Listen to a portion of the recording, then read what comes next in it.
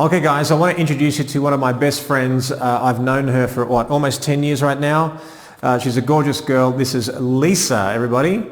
So Lisa, I have photographed her several times at workshops. I've photographed some personal shoots as well, and I'm very, very excited about photographing your wedding in Bali in May.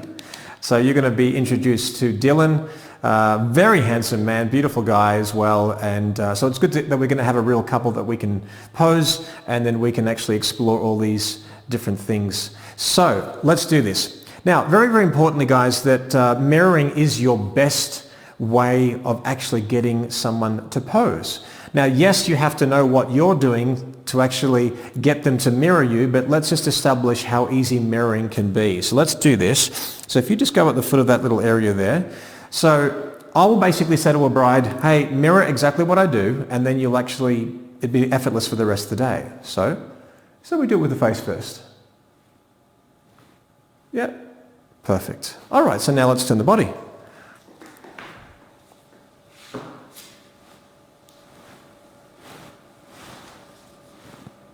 It's easy. It's actually ridiculous on how easy it is. So remember, posing can be your best friend, even to the point where your bride or groom, for example, could be leaning on something, could be on a bed. So you could literally be on a bed like this, and then you could move your face and chin down. See, sometimes what happens is that when you over pose, or you offer too much direction, you might lose that feeling. So now, for example, we could be getting something very soft and sensual and beautiful, and if we say too much, then we've lost it.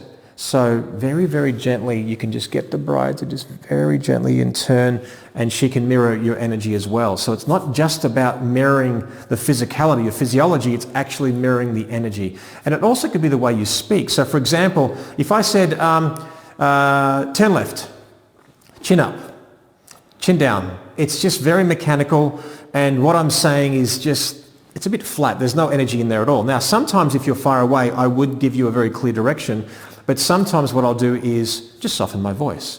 Now, chin up a little bit. That's it. Turn your face this way. Chin down. Okay, close your eyes. On the count of 3, look where your face is pointing. 1, 2, 3. Beautiful. So you see how energy plays a huge factor when you're actually posing. Now let's talk about the female form, the foundation of a full-length pose, and very many things that has worked for me over the years, and some things that haven't worked, and I'll tell you why. So I'm going to get you stand right in the center there. That's perfect, and just face there perfectly.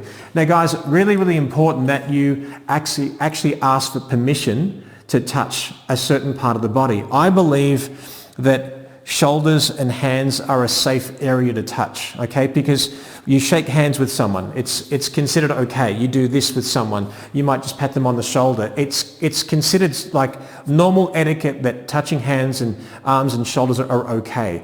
Anything else is off limits, especially in the time that we're living in. You want to be very careful. Now, Lisa, I've known for a very long time. We've built a lot of trust.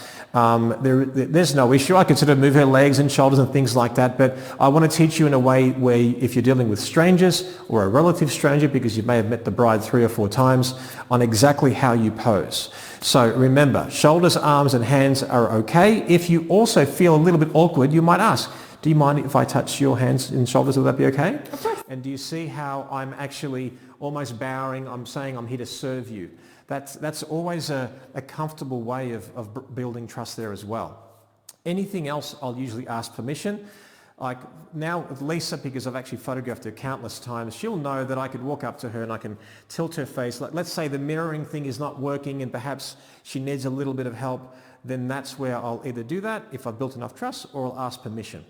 Okay, so let's look at the female form. Now, if we're looking at this camera here, you can imagine that Lisa, she's got a gorgeous figure, but she's basically standing to the camera at her widest. Okay, she's not wide, but it's at her widest. Now, depending on the dress that she's wearing, so we're going to actually show you a couple of different styles of dresses, but this I've actually done because it's quite loose, but it's quite form-fitting as well, so it's important to show how we can shape the body. So when you photograph a girl front on, you are photographing at her widest, so you might want to have the lighting come from the side to give you the texture, depth, dimension and form that you're actually not getting from the angle. And we'll talk about that in future segments, and we have talked about that in our lighting segment as well. Now for the moment, Now let's have a look at her structure here. She's got really beautiful posture. You obviously work out and you do yoga and all that kind of stuff. So she's got great posture already without even saying a word. Now, it's important that we need to know that posing actually starts from the feet. Because even if we're photographing, let's say, head and shoulders, if she's just standing flat-footed, then the energy here is not working. If I was to turn her body and lean her forward, then all of a sudden we're engaging the camera and it actually works better. For the moment though, I'm actually going to start with the shoulders and work our way down and then show you different parts of the body and some things that we need to know. So first of all, if you probably got too much of a good posture here. I just want you to relax a little bit with the shoulders there. Okay. So watch what happens now when we actually bring the shoulders back. Now, what happens is we eliminate those little pinches of skin, or at least minimize them. Now, again, Lisa's got a great figure, but the normal people perhaps might have an issue. Most girls will wear an off-the-shoulder wedding dress, and that can be quite problematic. So we're going to just relax a little bit, bring those shoulders back. Now, what is a byproduct of actually bringing those shoulders back? Well, her chest actually looks a little bit fuller and firmer. Okay, so that works. So shoulders back, fantastic. So also we need to remember that we need to bring the arms off the body. See, even though Lisa works out, she's quite ripped in many ways. She's been working out the last few years and all that kind of stuff. Now, part of my cold hands here, but when you bring an arm against a body part, then it looks flat. No girl wants that. I'm telling you now, wouldn't you say that that's one of the sour points for women? You just don't want your arms to look flat and flabby and big or anything like that. Even though you've got a great figure, that is not going to look very pretty in a photograph. Now, yes, you can liquefy it and do that, but don't be lazy. You don't want to rely on post-production to fix these things that you can do in camera, because after all, when you actually put these photographs online and in the proofs online and things like that, she's going to see herself not knowing what you can do afterwards in post-production and just simply dismiss it as, I don't like this photograph. So do what you can in camera, make everyone look and feel beautiful. So with her shoulders, we said the shoulders back, that makes the arms, the chest look fuller and firmer. With her arm, bring it off her body. Now, you need to give her an excuse to bring her arm off her body. So if she just does this only without doing anything, she looks almost like a bit of a robot. So she can hold the groom's arm, she can hold the groom's hand, she can hold the actual flowers, she can adjust her earrings, she can adjust her hair. There's many things that you can do. So just give her something to do, and we'll discuss that in more detail as we go further. Now, we said actually making the chest look fuller and firmer is quite important, because no bride likes no curves. Curves is what defines a female form. They're very, very beautiful. So what we want to do is this. There's a couple more ways that we can actually make the bust look fuller and firmer, and that is by doing a few things. First of all, we said bring the shoulders back. Then, Lisa, if I ask you to breathe out fully, breathe out, and then breathe in, do you see how her chest looks fuller? I'm not looking that way, you're looking that way, but that is a really good way. That's actually a good way to actually even make a chest look fuller if you're doing boudoir, if you're photographing guys and want to make their chest look a bit beefier. It depends on what you're trying to do and what you want to do. So shoulders back, breathe in, and then you take the photograph at the peak of breathing in. Okay, so let's relax. It's also in the way you ask. So Lisa, if I was to simply say to you, just relax a little bit, and if I just said to you in the way I'm asking, just lean forward, what would that look like? Yeah? So what's happening now is that your arms are in the line of your chest, okay? So it's basically just on the same plane. So we're enveloping them. There's no curves at all. Now I'm going to ask you a different way. I want you to basically just lean forward with your chest. Now, what was the difference? Now let's do it on a bit of an angle so we can see. So turn that way. So lean forward the lazy way. So just lean forward. You see again, that plane is just there. The arms are in line with the bust. Doesn't work. So come back. Now lean forward with your chest. Automatically what happens is her shoulders go back. We arch the back. The booty's out. We've got beautiful curve. That's what it's all about. Make sense? So it's all in the way you ask. Okay, so turn around. Okay, very good. So basically 3 ways that we can make the chest look fuller and firmer. We said the shoulders back, we said the arms off the body. Now let's talk about the hips. Now, especially for weddings, guys, that you want to understand that a bride really should never be flat-footed. Like, in other words, just standing straight like that. It just doesn't work. It's it's boring, there's no curves, nothing. At the very least, what we need to do is push a hip one way or the other. So what I'm going to get you to do is simply, so just follow me, just push your hip to the right. So you see how we've got a beautiful curve there. That looks great. Or push it the other way. Now this works well as well. Now depending on the body type, guys, depending on the body type, we need to know which way to push the hip or not. So let's go a little bit further now. So when you photograph the girl front on, like our bride, we said that that's her widest. So what I'm suggesting, and I've implied already, that we should basically turn the body on an angle. Already now we're getting bust, we're getting waist, and we're getting hips. Yes, we can actually amplify that even further, which we'll actually do right now. So here's what we're going to do. We're first going to start to point the toe towards the camera. Okay, so it's right out. Then we're going to slide the heel back in whilst keeping our toe pointed towards the camera. Now we're going to bend that knee this way. Now we're going to shift the hip back away and shoulders back. And for the sake of the argument, the hands on the hips. Now let's have a look. Okay, so we're going to have a look and see what we've done. Fantastic. So now she's shifting her hip back, her shoulders are back, we've got a beautiful waist, and now we can see the shape of her body. Fantastic. So let's go back to where we were. Again, flat, straight. Again, she's gorgeous. She gets away with this, but we want more curve. Turn the body on a bit of an angle. Point the toe towards me. Slide the heel back in. Bend the knee. Shoulders back. Lean forward with your chest. Perfect. And if you can, even booty out a bit more if you can. Boom. So now we've got some beautiful shape there as well. Fantastic. So remember that action. There's quite a few actions involved, because what we can do, guys, is a lot of photographers will just do this and point the toe that way. Why does this not work, in my humble opinion? Because if we just get straight into it, rather than go through the process of doing it, then we're going to expose the thickest part of her thigh. So that's why I say do it along with me again as well. In fact, we'll do it through in this camera now. So even though it's sort of 3/4, we're going to point the toe towards that camera there, slide the heel back in, bend the knee, shoulders back, lean forward with the chest. And then now what we do with the hands, it could be holding flowers, it could be different things. We'll come to that very, very shortly. But this is going to be a foundation. Now, how far do you go with this particular kind of posing? Well, it depends on the person. So for example, if you have someone who needs a bit more emphasis on the chest, you might bring the chest forward. See, anything you want to emphasize, you push towards the camera and towards the light. Anything you want to de-emphasize, you push it away from the camera and away from the light. Let me explain that one a little bit further. So turn around this way. So what I want you to do is simply, so you've got your feet together now, right? I want you to actually shift your hip towards the camera. So now let's have a look and see the difference. So now she's actually shifting her hip towards the camera, and it just doesn't look as nice. If we shift her hip away from the camera, and now let's just put your hands on your hips so we can expose the waist, and just turn your upper body towards me. Beautiful. Do you see how now her beautiful shape, it's being emphasized, and it works really well. Now let's say, for example, you get an awkward bride that arguably doesn't really know, like she's not mirroring you quite well yet, she's getting a little bit awkward. What do we do?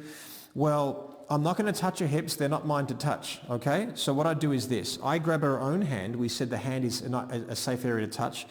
I bring it on her hip, and then I push back. And that is basically a safe, gentlemanly way, or a lady kind of way, to push that hip back to understand. Again, how far you go or not depends on the person, the body type, the height, and how it basically works. This is also good if you're a short photographer. I like to call you down to earth, not short. So if you're closer to the earth than short, this will bring you closer. In other words, the couple a little bit closer towards you and make you sort of more parallel. So rather than you being shorter and you being over here, that you're actually more parallel to them. And that's going to work really, really, really well. The golden rule here, guys, is that you want to bend the knee that's closest to the camera. That's going to be really, really important. Because, again, if we put all the weight on the front leg, so let's just do that, all the weight on the front leg, it basically means that you can lift up the right leg. We don't want that. If you're doing this pose correctly, you're shifting the butt away. Let's do that. Now, if you're doing this pose correctly, guys, you need to do this and you can lift up this front leg. Make sense? Sometimes if you do this and you're putting all the weight on the front leg, you realize something's awkward. It's going to be a little bit weird. Now, let's say, for example, you had a bride with a big bust, like almost to the point where you want to minimize the size of her bust. This is where you might not bring the shoulders back. You might actually bring the shoulders in a little bit and even turn the shoulders a little bit this way. In other words, you're making her bust a little bit more concave, and that's going to be perhaps a good thing as well. Just again, depending on the bride, depending on the person, all these things will come into play. But what we've done here is looked at the foundation. Now what we'll do, let's do it one more time, but can you just lift up the dress so people can see the feet and what they're doing? Okay, so basically we're turning our whole body. It's almost like we're pretending that we're on a turntable. We've come from here and we've turned on a bit of a 45-degree angle. Now we point our toe towards the camera. We slide the heel back in whilst keeping the toe pointed, bending the knee, and then shifting the butt back, and then shoulders back and arms off the body. Beautiful. Now from there, this is an important one. Do you see how she's tilting her face this way? If she turns her chin to her outer shoulder, and then you turn your shoulders more towards me, beautiful, and then eyes back into the camera, you see how it's a bit more feminine. Let's do it in this one now. All right, so we're going to turn the shoulders a little bit this way, turn your chin to this shoulder, and then eyes back. That's considered very, very feminine. It's very pretty. It's very beautiful. Now, if she keeps her face there, now pretend like your face is clamped, and I'm just going to turn your body this way. Yep. So turn your face back towards me. Now relax your body a little bit. So actually, no, I've changed my mind. Let's do it. Let's do that again. The exact same pose that you just did. So hands on the hips, and then lean forward, chin to the outer shoulder. See, if I did that, forget about even if it was like a strong male pose like this, it looks still feminine. But if I turn like this, do you see how pretty much my face is in line with my shoulders, and then I'm looking back? This is a masculine pose, and that's a feminine pose that Lisa is doing right now. Does that make sense? All right, so ultimately, whether she's standing, whether she's sitting, whether she's lying down, the golden rule here, or as I call them, common denominators, is that bend the knee that's closest to the camera. That's going to work for pretty much most people. Now, let's say, for example, I was photographing Lisa Boudoir. Let's say we're doing some lingerie photographs, and let's say I wanted a bit more junk in the trunk, so to speak, and I wanted her booty a little bit more pronounced. Then that's where I might break my rule. So this is where I might actually get all the weight on the front leg like that. Let's just hold your hands together in front of you there for a second. And do you see this area just looks a little bit bigger? And the cool thing is that in 2020 and when this was filmed, it's great because big butts or shapely butts or curves are actually celebrated, which I think is fantastic, because I think it's been a long time coming that we should celebrate different body types and shapes and things like that. So some girls, you actually want a little bit more curve there, but this is the thing, the leg will not look as nice all the way. So if I'm photographing a bride, let's say, or someone with an exposed part of her body, so she's wearing lingerie, but I can see a little bit of butt here, I will do that, and then this will look a little bit firmer and fuller, but then I'll crop just underneath the curve, and that's going to really work well as well. So remember all these things. Okay, now let's talk about it here. Let's turn right around again. Now, as far as the face is concerned, there are many ways that we can actually pose a face. Sometimes, depending on who you're photographing, that if you bring the face a little bit back, of course, we all have a problem area here, like a bit of a double chin. Nobody wants a double chin. Now, Lisa has a beautiful defined jawline. She actually works really well. It's not an issue. But ultimately, there'll be a time where you'll be like the rest of us. So it's now, if, for example, we turn our body on a bit of an angle, okay, let's just get into that little foundation pose again. Okay, beautiful. You might want a chin to lean forward. So I often will actually look at my brides, and if you look at me for a second, so imagine like I'm a turtle and I'm like this, I want you to do this. Perfect. So we stretch out the face, we bring it out. Now, if we bring that chin down and then turn your face this way. And the more we bring the chin down and the eyes into the camera, it's a very soft and sensual look. Also, it actually makes the eyes appear larger. So let's get back into normal pose so we can relax a little bit again. So let's just turn your body directly towards that camera. So again, forget about the foundation pose and the full length pose or anything like that. Simply bring the chin forward and then down. And do you see how there's a bit of a sexy sort of vulnerable feel to that look? The problem when a guy does it, I look like a serial killer, okay? So let's just do the same thing. We're passive right now, nothing's happening. Bring the chin forward, down. So what happens is, yes, the whites of the eyes, depending on the eye shape and size and type, will actually envelop the pupil, therefore making the eyes larger. So there's a really cool tip. If you want to make the eyes larger, drop the chin and then look up. Or you can just stay there and just look up that way. Again, the whites of the eyes will give the impression that the eyes are actually larger. But remember, for a girl, it's a bit soft, it's vulnerable. For a guy, it can look a little bit aggressive, depending on what you want. So also, you've got to be very careful. Most people will sometimes look at you with their forehead. Like they'll be like this, all these little creases and stuff like that. I'll often go up to a bride and say, just relax your forehead, just relax. You know, it's a problem. You know, maybe Botox is in order, but whatever the case may be, it's important that we just relax the forehead. There's no creases and it actually works really well. Now let's talk about a problem area, a problem child, and that is the hands. Many of us don't know what to do with hands. So here are a few common denominators that I will love to share with you right now. So let's just face this particular camera right now. So with a hand, with a girl's hand, pretty much with her whole body, you do not want to see the thickest part of any body part, really. Very rarely that will work. Beautiful ring, by the way. Thank you. So Dylan did really well. Now, this part of the hand and the wrist, you really don't want to see. It's just not as elegant. It's not as pretty. It's just something doesn't feel right. What we want to do is we want to amplify curves in every capacity. Also, we don't want to see this part. This is just, it's almost like you're giving a backhand. You know what I mean? You don't want that. So ultimately, what we want to see is we want to see the thinnest part of the wrist, either this way or this way. And also, this can never be straight. We can never have this perfectly straight. This needs to be bent up like that or like that.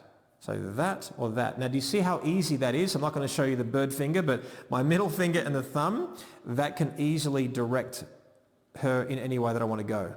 And you will basically tell the bride what you're doing and why you're doing it, and we'll discuss that very shortly.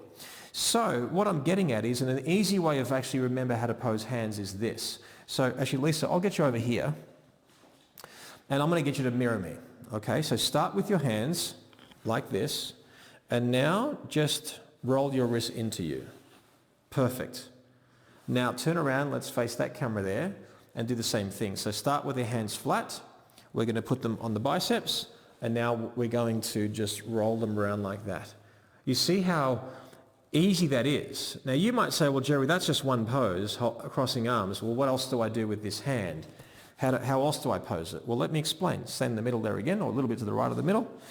So let's do it again. Now, this hand can stay there and watch what happens. This hand is basically how you hold the hand or the forearm of a groom. Let's go back again. Let's keep it there, and this is how you hold the bicep of a groom.